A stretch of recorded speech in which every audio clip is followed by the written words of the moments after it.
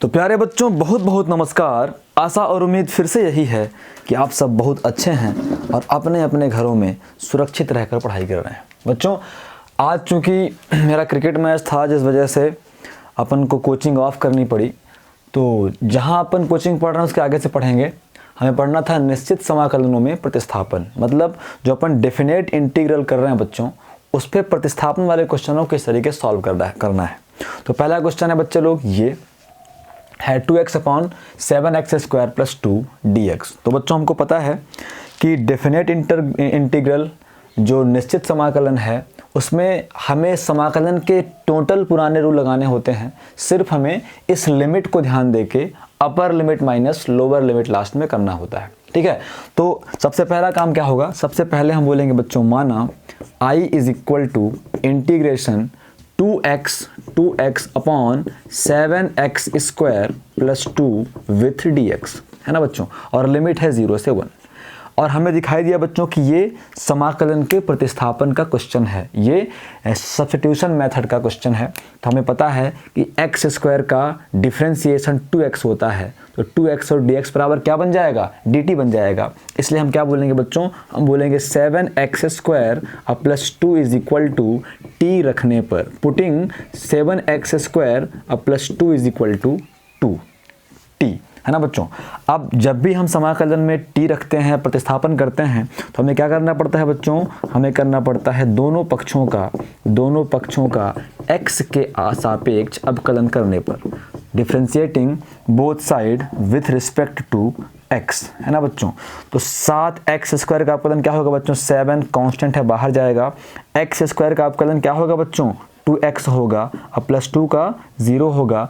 बच्चों यहाँ पे x है तो हम dx लगाते हैं, जिनको डायरेक्ट मेथड से करना है।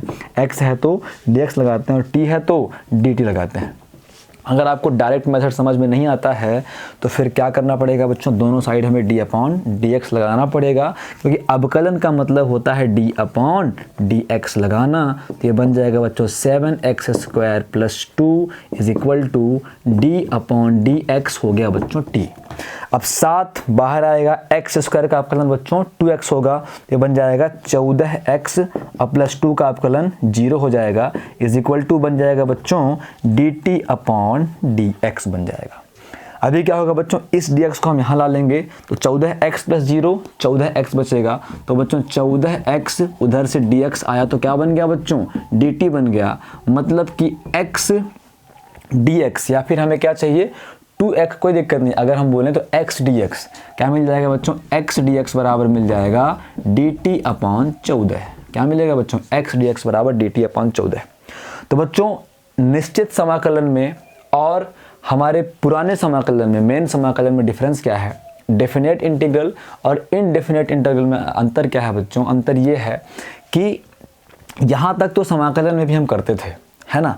अब इसके बाद से क्या होना है, क्योंकि यहाँ पे लिमिट है 0 to 1, हमें जो एरिया फाइंड आउट करना है या फिर इंटीग्रेशन करना है वो 0 से 1 के बीच करना है। और पहले जो हमारा मेन समाकलन है उसमें लिमिट नहीं हुआ करती थी। तो चूंकि हमने क्या किया है बच्चों, प्रतिस्थापित किया है, पूरे x को हमने प्रतिस्थापित किया है किसमें, t में। जो x में फंक्शन था उसे हमने प्रतिस्थापित कर दिया t में। बच्चों क्वेश्चन पहले किस में था, क्वेश्चन x में था, समाकलन x के सापेक्ष करना था, तो लिमिट x की दी हुई थी। बच्चों बात समझ रहे हैं ना, क्वेश्चन किस में था, x में था, तो मतलब लिमिट किसकी थी, x की थी। अब जब आप प्रतिस्थापित कर रहे हो, सब्स्टिट्यूट कर रहे हो बच्चों, तो अब x को आप क्या बना रहे हो, t बना रहे हो। तो अब आपका क्वेश्चन किस में हो जाएगा, t में हो जाएगा, है ना बच्चों। जब पूरा क्वेश्चन t में रहेगा तो लिमिट किसकी होनी चाहिए, t की होनी चाहिए। तो पहले क्वेश्चन x में था, लिमिट x की थी। अब प्रतिस्थापन करने के बाद क्वेश्चन t में होने वाला है, तो लिमिट भी प्यारे बच्चों t में होनी चाहिए। तो निश्चित समाकलन में, डेफिनेट इंटीग्रल में जब भी आप प्रतिस्थापन करो तो सबसे पहला काम है बच्चों, आपको लिमिट जरूर चेंज करनी है। अगर आपने प्रतिस्थापित कर दिया, x को t बना दिया, लेकिन अगर लिमिट आपने x की रखी है तो हमेशा ही क्वेश्चन रॉन्ग माना जाएगा और एक भी नंबर आपको नहीं दिए जाएंगे और आपका आंसर भी नहीं आएगा, है ना। तो सबसे पहला काम, प्रतिस्थापन कंप्लीट होने के बाद हम पहले ही बोलेंगे कि since we know that since we know that हमने क्या माना हुआ है कि हम बोलेंगे सिंस जब, है ना, जब x is equal to, x बराबर क्या है बच्चों, लोअर लिमिट क्या है, 0 है, तो हम बोलेंगे जब x इज इक्वल टू 0 तब t का मान क्या होगा, है ना बच्चों। हम बोलेंगे सिंस है क्या चीज़, 7x स्क्वायर अब plus 2 is equal to t है, तो 7 x के स्थान पे 0 का square plus 2 is equal to क्या हो गया बच्चों, t हो गया, ये 0 हो जाएगा, तो यहाँ से t इज इक्वल टू क्या मिल जाएगा, 2 मिल जाएगा। मतलब जब x बराबर 0 है बच्चों तो t बराबर क्या है, 2 है। उसके बाद हम बोलेंगे व्हेन या फिर जब x इज इक्वल टू क्या है बच्चों, 1 है, जब x इज इक्वल टू 1 है ना, तो हम बोलेंगे since 7x square plus 2 is equal to t है, तो बच्चे लोग 7 के स्थान पे 7, x के स्थान पे x square plus 2 is equal to t, तो 7 एकम 7 प्लस 2 9, तो t बराबर क्या होगा बच्चों, 9 होगा। मतलब जब x इज इक्वल टू 0 है तो t इज इक्वल टू 2 है, और जब x इज इक्वल टू 1 है तो t इज इक्वल टू 9 है।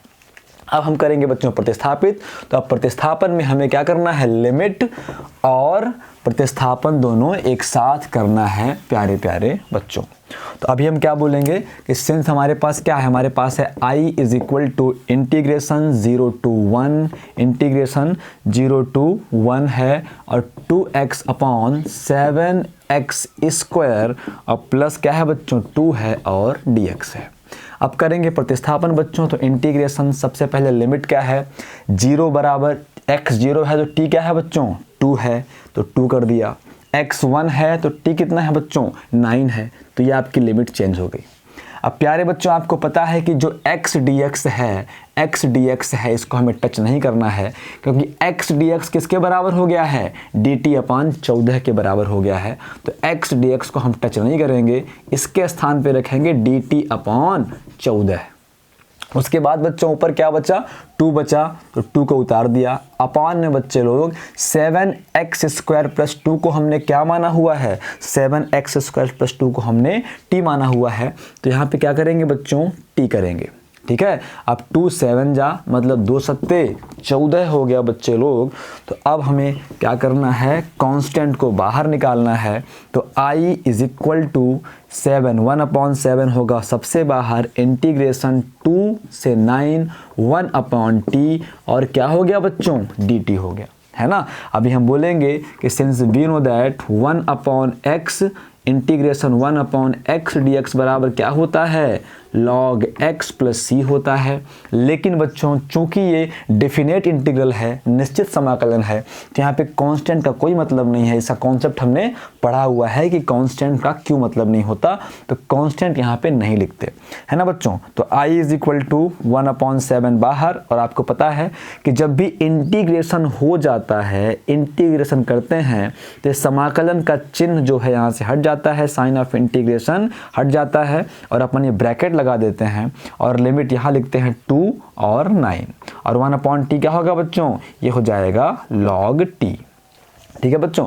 उसके बाद अपन क्या करते हैं, उसके बाद अपन करते हैं upper limit minus lower limit, है ना बच्चों, upper limit minus lower limit. तो i इज इक्वल टू 1/7 सबसे बाहर है। अपर लिमिट का मतलब है बच्चों कि t के स्थान पे अपर लिमिट मतलब 9 पुट करें तो क्या बन जाएगा, log 9 बन जाएगा, और माइनस लोअर लिमिट का मतलब है बच्चों t के स्थान पे 2 पुट करें, ये बन जाएगा बच्चों log 2, इसे कहते हैं upper limit minus lower limit, है ना बच्चों। तो अब क्या कर सकते हो आप, अब i इज इक्वल टू इसको और फर्दर सिंप्लीफाई कर सकते हो log के फार्मूले से, या फिर आपको अगर एग्जैक्ट वैल्यू चाहिए हो तो log के टेबल में log 9 की वैल्यू देखेंगे, log 2 की वैल्यू देखेंगे, फिर माइनस करेंगे, फिर 7 से डिवाइड करेंगे, तो वो इसका न्यूमेरिक आंसर आ जाएगा। लेकिन चूंकि हम समाकलन कर रहे हैं, हमें उस न्यूमेरिकल वैल्यू से कोई मतलब नहीं है, तो हम थोड़ा इसको और सिंप्लीफाई कर सकते हैं। लेकिन हम बोलेंगे सिंस वी नो दैट कि log m upon n is equal to होता है log m minus log n, तो मतलब log m minus log n किसके बराबर होगा बच्चों, log m अपॉन n के बराबर होगा। तो ऐसे बच्चों 1/7 सबसे बाहर है, और ये बन जाएगा log m, ये बच्चों log m है, और ये माइनस log n के जैसा है, तो log m minus log n होता है log m अपॉन n। तो बच्चों m के स्थान पे क्या है, 9 है, और n के स्थान पे क्या है 2 है, तो I इज इक्वल टू 1/7 और log 9/2 हमारा क्या है बच्चों, आंसर है। तो इस तरीके से अगर आपको समाकलन आता है तो आपको निश्चित समाकलन की अलग से तैयारी करने की कोई आवश्यकता नहीं है, लेकिन हाँ प्रैक्टिस आपको करना होगा ताकि आपके दिमाग में बैठा रहे कि कब क्या टी पुट करना है और प्रतिस्थापन करने के बाद कब हमें लिमिट चेंज करनी है। क्या होता है, प्रैक्टिस नहीं होती, बच्चे एग्ज़ाम में मैंने देखा है कि लिमिट चेंज ही नहीं करते और उनका पूरा का पूरा जो आंसर है वो गलत हो जाता है। पिछले साल के बच्चों ने बहुत अच्छा परफॉर्म किया मैथमेटिक्स में भी और बाकी सब्जेक्ट में भी, लेकिन कई बहुत अच्छे बच्चे जिनके रिजल्ट 95 एबव आए, है ना, 95 एबव आए बच्चों, उन्होंने भी क्या गलतियां करी, उन्होंने भी प्रतिस्थापन में ये टी वाली मिस्टेक कर दी कि उन्होंने प्रतिस्थापन तो कर दिया लेकिन लिमिट चेंज नहीं करी। तो आप बिल्कुल दिमाग खोल के सचेत रहना कि जब जब लिमिट चेंज होगी तब हमें क्या करना पड़े, जब प्रतिस्थापन होगा तब हमें लिमिट चेंज करनी पड़ेगी, अन्यथा एक भी नंबर नहीं दिए जाएंगे। क्योंकि मूलतः बेसिक चीज़ तो वही है कि आपने अगर प्रतिस्थापन किया है तो आपको लिमिट चेंज करनी चाहिए, है ना बच्चों। अब इसके बाद बहुत सारे क्वेश्चन सिमिलर मिलेंगे आपको। तो अगला question example number 2, example number first मैंने करा दिया था, है ना, तो आप लोग उसको देख लीजिएगा। एग्जाम्पल नंबर 2 देखते हैं बच्चों। तो एग्जाम्पल नंबर 2 है जो हमारा बुक का वो क्वेश्चन है बच्चों, कहता है इंटीग्रेशन 2 to 3, इंटीग्रेशन 2 to शायद ऊपर आ जा रहा है, इंटीग्रेशन 2 to 3 और ये बच्चों x/x² + 1, x/x² + 1 और dx का मान ज्ञात करना है। ठीक है बच्चों, ये भी हमको प्रतिस्थापन का ही क्वेश्चन दिख रहा है। x² का अपकलन 2x होता है तो हमें x dx की वैल्यू मिल जाएगी। तो बच्चों हम हल करके पहला काम क्या बोलेंगे, हम बोलेंगे कि माना let I is equal to integration 2 to 3 x/x² + 1 with dx, है ना बच्चों।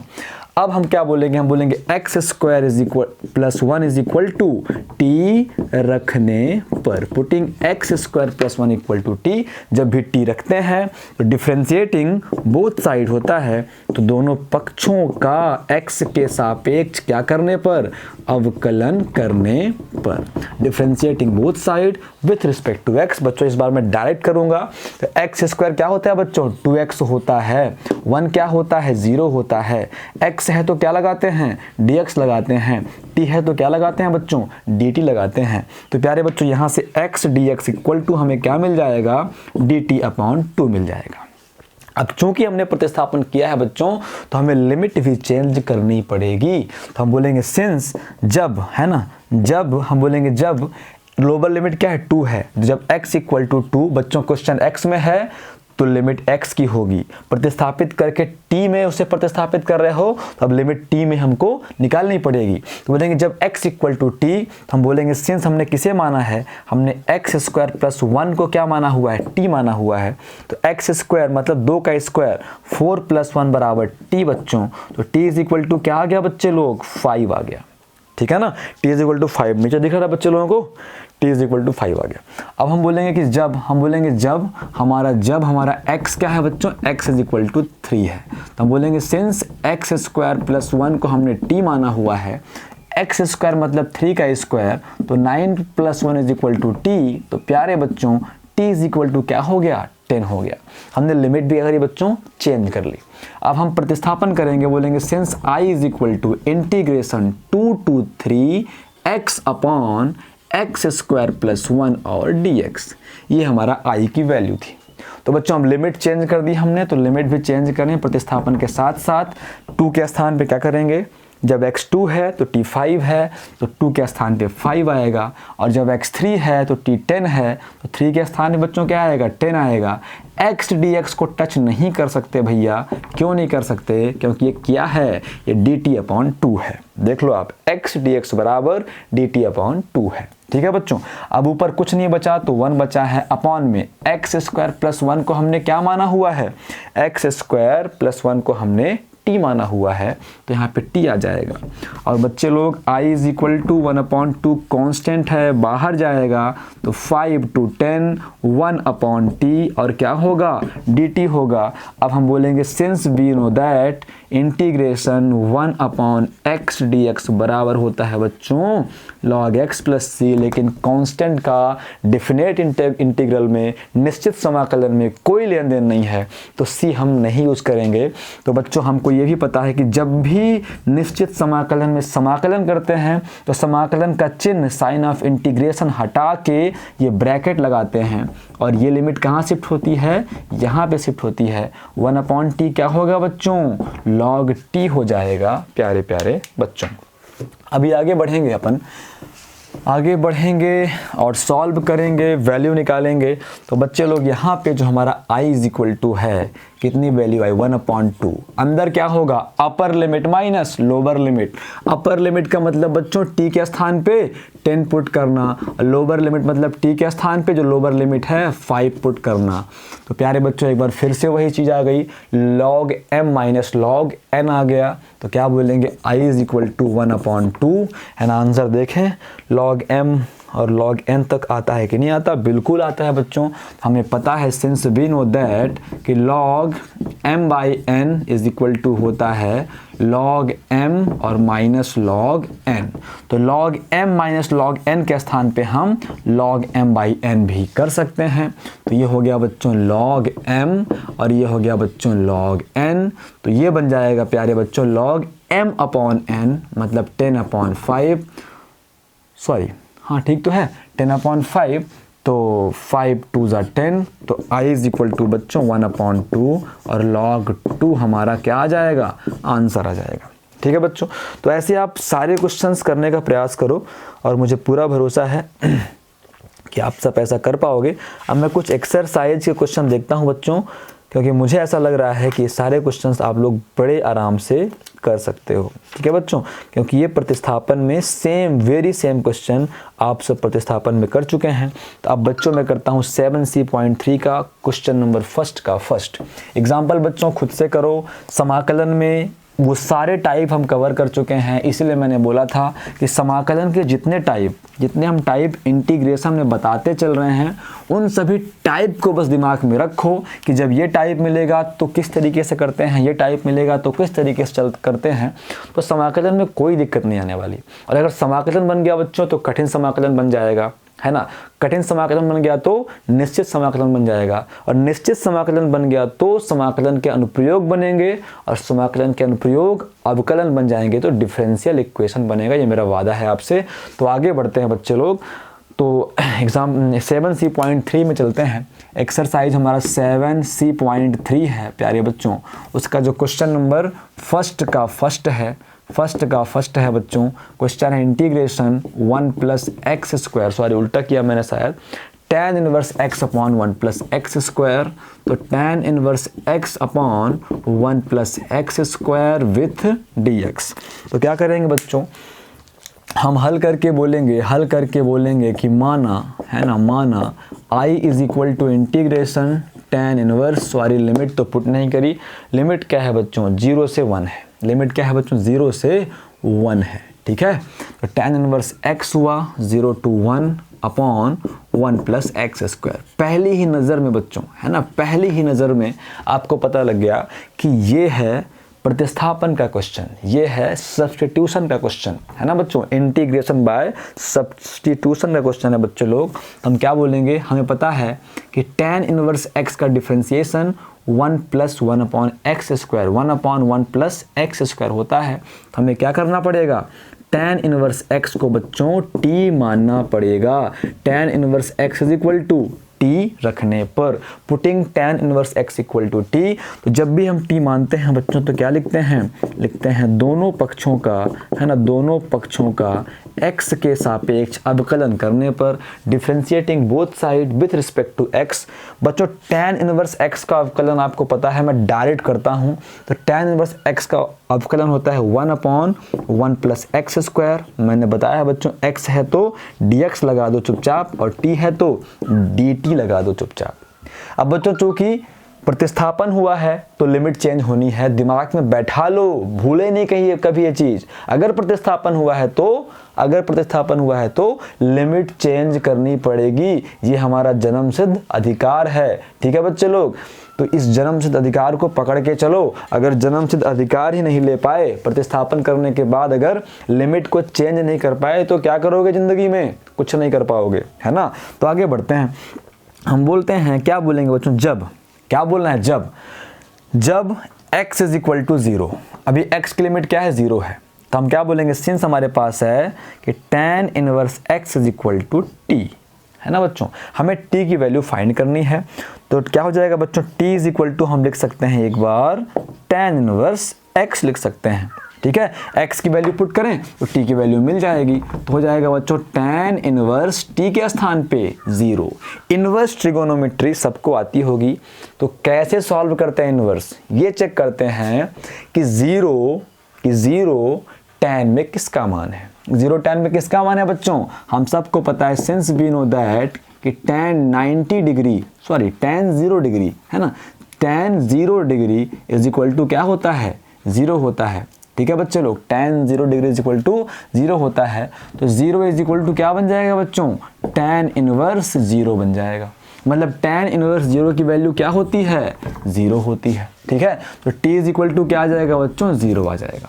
मतलब कहने का ये कि जब x इज इक्वल टू 0 है तो t इज इक्वल टू भी क्या है? 0 है। ठीक है, उसके बाद हम बोलेंगे जब, है ना, when, जब x is equal to upper limit क्या है? 1 है, हम बोलेंगे सिंस tan inverse x is equal to t, इसलिए t is equal to tan inverse x के स्थान पे 1। अब क्या बोलेंगे? 1 tan में किसकी वैल्यू होती है? तो सीधे आ जाएगा कि 1 tan में 45 मतलब π/4 की वैल्यू होती है। नहीं समझ में आ रहा है बच्चों, तो हम बोलेंगे सिंस वी नो दैट जो हमारा tan 45 या फिर π/4 इज इक्वल टू 1, इतना सबको पता है। π/4 को रोक लो, tan उधर गया बच्चों, तो क्या बन जाएगा? tan इनवर्स 1 बन जाएगा। tan inverse 1 is equal to π/4, वही तो हमने कर दिया। तो जब x 1 है तो t क्या है? π/4 है। तो अब करेंगे बच्चों प्रतिस्थापन, बोलेंगे since i is equal to integration tan inverse x upon 1 plus x square with dx with limit 0 to 1, है ना बच्चों। सबसे पहला काम, लिमिट चेंज कर चुके हैं, रख दें। जब x 0 तो t 0, और जब x 1 तो t क्या है? π/4 है ना बच्चों। और 1/1 प्लस एक्स स्क्वायर dx को हम टच नहीं कर सकते, क्योंकि ये किसके बराबर है बच्चों? dt के बराबर है। देखो 1/1 प्लस एक्स स्क्वायर dx बराबर dt है, तो हमने 1/1 प्लस एक्स स्क्वायर dx के स्थान पे dt रख दिया। अब बच्चों tan इनवर्स x क्या है बच्चों? tan इनवर्स x को हमने क्या माना हुआ है? t माना हुआ है, तो ये हो गया बच्चों t dt। ठीक है बच्चों, क्या हो गया? t dt हो गया। अब हम इसको थोड़ा और सॉल्व करेंगे बच्चे लोग, तो देखते हैं क्या होगा आगे। हम बोलेंगे सिंस, है ना, सिंस क्या बोलेंगे बच्चों? बोलेंगे since i is equal to, अच्छा i इज इक्वल टू, जब भी इंटीग्रेशन होता है, देखिए हमारा कैमरा बंद हो गया क्या? चल रहा है बच्चों लोग, बहुत दिनों बाद रिकॉर्ड कर रहे हैं ना, तो एक्सपीरियंस कम हो गया है थोड़ा टाइमिंग का। तो बच्चों i इज इक्वल टू, अब ये साइन चेंज करेंगे, समाकलन होगा तो क्या आ जाएगा? समाकलन क्या होगा? t²/2 होगा। t का समाकलन t²/2, लिमिट क्या है बच्चों? 0 से π/4। हाँ, ये है कि आधे घंटे होने वाले हैं, तो जल्दी से सॉल्व करना पड़ेगा, नहीं तो बंद हो जाएगा कैमरा मेरा। अब देखो बच्चों, upper limit minus lower limit, तो अपर लिमिट क्या है? π/4 है, मतलब t के स्थान पे π/4 रखना अपॉन 2, माइनस लोअर लिमिट π/4,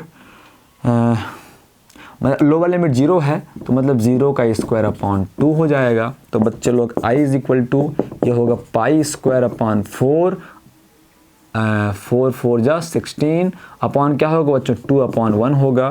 तो i is equal to π²/32। Answer आता है कि कुछ मिस्टेक कर दी हमने जल्दबाजी में? चेक कर लेते हैं बच्चे लोग, कोई दिक्कत नहीं। भी लगता है कैमरा ऑन है तो बिल्कुल भी आंसर नहीं आता है। हमने क्या मिस्टेक कर दी यार? 0 to 1 था, tan inverse x upon 1 plus x square. अरे यार, कहाँ लंबी मिस्टेक हो गई क्या अपने से? लंबी मिस्टेक हो गई बच्चे लोग, क्या करें। tan इनवर्स x अब तो मैंने पूरा मिटा भी दिया है। अब देख लो, अगर आप लोग मिस्टेक हुई हो यार तो उसको चेंज कर लो, है ना। पाई क्यू अपॉन 192 आता है यार, देख लो आप लोग यार, प्रोसेस समझ गए हो। अब मुझसे दोबारा इसको सॉल्व नहीं करवाओ, है ना। पता नहीं कहाँ पे गलत कर दिया, वैसे गलत देख ले कहाँ पे हुआ होगा। अभी टाइम है, अगर कैमरा ऑफ ना हो तो अपन ने लिमिट चेंज करने में गलत तो नहीं किया ना। लिमिट चेंज करने अपन ने गलत बिल्कुल नहीं किया है, क्योंकि क्या होता है, tan तो 0 पे ही 0 होता है तो 0 आ जाएगा।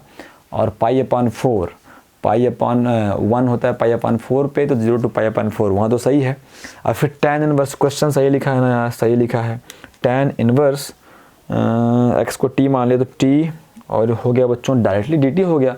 अब ये बन जाएगा t स्क्वायर अपॉन 2, तो अपर लिमिट मतलब पाई अपॉन 4 का स्क्वायर अपॉन 2 होगा, तो पाई स्क्वायर अपॉन 4 चौको 16, है ना, 16 अपॉन 2। ठीक ही चल रहा है यार। अच्छा, ये 1/2, oh sorry, T square upon 2, ठीक ही तो लग रहा है यार। देख लो आप लोग, मैं बाद में चेक कर लूँगा इसको, बाकी आप लोग अगर चेक कर सको तो चेक कर लेना और अपनी सुधार लेना, ठीक है। अब मिलते हैं बच्चों अगले वीडियो में, तब तक के लिए नमस्कार।